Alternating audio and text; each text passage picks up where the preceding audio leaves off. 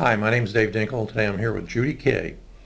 The reason we're here is Judy just recently completed a deal, and it was, on a scale of 1 to 10, horrendously bad. In the sense that, how many months? 3.5 months? Yes. Okay. Yes. And what I wanted her to do is talk about how you have to stick to these deals and exactly how many things went wrong. So if you can remember, start way back when. Tell us how you found the deal. Okay, it was on an old wholesale list. It was property that never sold.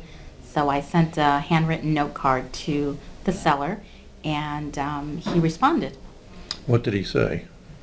He said, you sent me a note saying, do I want to sell my house? Yes, I do. Now tell us about this palatial estate that you bought, or put under contract, I should say. Oh, what an estate. Can I say what Jim said the property was? Sure, go ahead.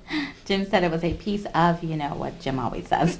Yes, and actually it was worse than that, pretty much, right? Yeah, you walk in, you don't want to touch the walls, you don't want to touch anything. It was pretty disgusting. Was there somebody living there at one time? Yes, they had a brother that was mentally imbalanced, just so that the place wouldn't be vacant. Oh, vandalized. Right. Probably, okay. Mm-hmm. So what was it, 12 bedrooms, 8 baths, or? Yes, a little bit less than that. It was a 3-1. And how many square feet? A 3-1, but there were no closets in any of those threes. It was a railroad setup. Really? Wow. Mm-hmm. So it was, okay, I didn't know that.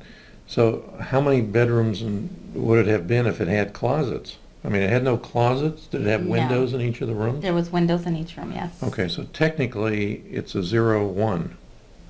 Well, technically, yes, because the room should have a closet. And how many square feet was it? Do you remember? It was 1,200 square feet. Okay, so pretty good size. It's amazing it didn't. Okay. So, at any rate, you got it under contract. How long did that take? To get it under contract that day didn't take long. Okay, so what was he asking quick. for it? He wanted, well, I just made an offer. I started at 35. And then after I saw the place, then I told him, I'm sorry, there's no way we could do 35. We'd have to go down to 25. Okay, and what did he say then? And he says, oh, no, he says, it's only going to take about $5,000 to repair the place. Did it need a roof? No, I couldn't tell it was a shingle roof. It was hard to see it. There were some evidence of possible leaks, but not. It could have been rodents ate through the roof. So through the ceiling and stuff? Yes, through the ceiling. So you put it under contract with how long an inspection period? 21 days. 21 days? Yes. And that was calendar days, not business days? Calendar days. Okay. Are you putting business days on your? I apologize. That was business days. Okay, good. Yes. Okay. That I gives followed the rules. Every business week, days. yeah. Every week it gives us an extra couple of days. Mm-hmm. So you have it under contract with an inspection period about 26 or 27 real days. And was there an enormous response for it from the buyers list? No. No one showed up. 3-1 for $25,000. Well, what price did you get it under contract for finally? $25,500. Okay. So even though he said no, he came down to almost your price. Yes. $500 more. Yes, he did. All right, so the time period passed. It didn't go under contract. What happened next? Did you cancel? No, I kept him going, and the contract expired, but I didn't get an extension. I just... How much of a deposit did you have on?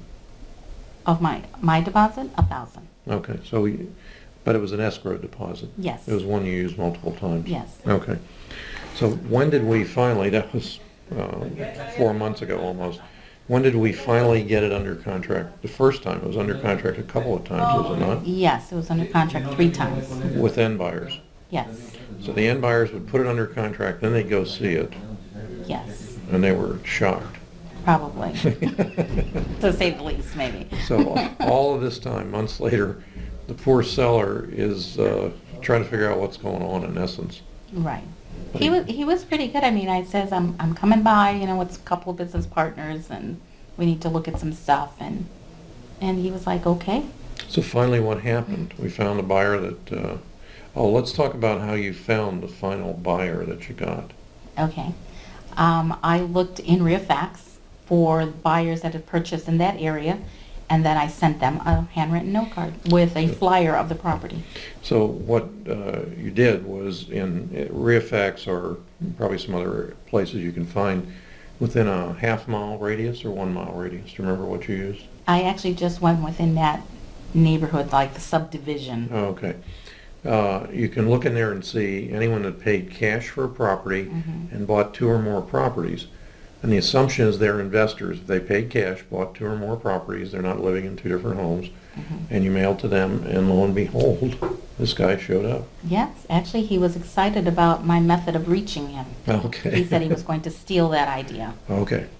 So, and he actually went through and closed. Yes. Okay.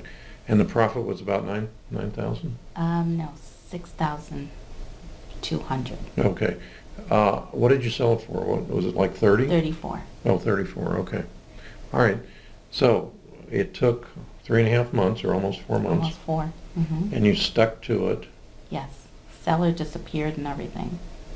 Oh, okay. Tell us about that. How long did he disappear for? Because we were under contract prior to this end buyer. Do I remember he was supposed to come to closing and we couldn't? Right. Closing was coming up. I tried to reach him. He wouldn't respond to my calls.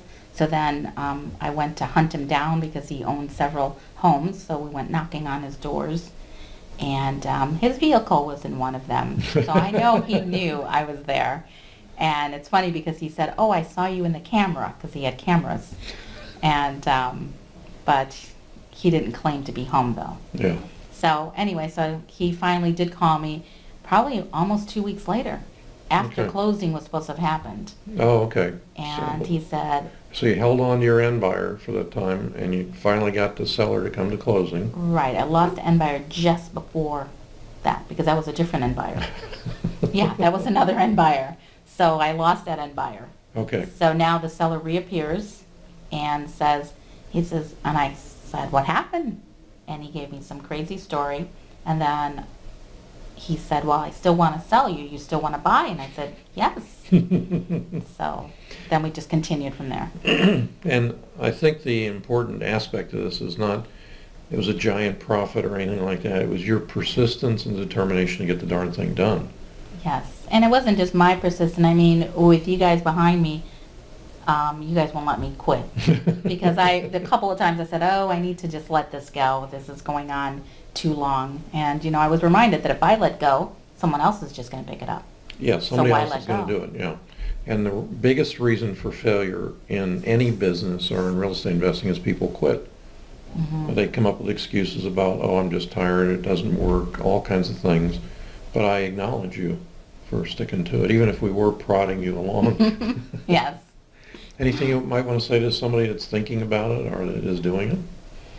I would say, just as they tell us, stick to it and continue with it, because once you get one under your belt, it's just like you feel like, "Oh, this really does work. If I did one, I could do another." And that's where I'm at now. I'm really excited about it because it's as a snowball effect. Now I did one, so now I have to keep it going. And you're working with your daughter now as Yes, your partner? I partner up with my daughter, and I'm very, very excited about that. I'm looking forward to it. Thank you, guys. Thank you very much, Judy. All right. Thank you, Dave.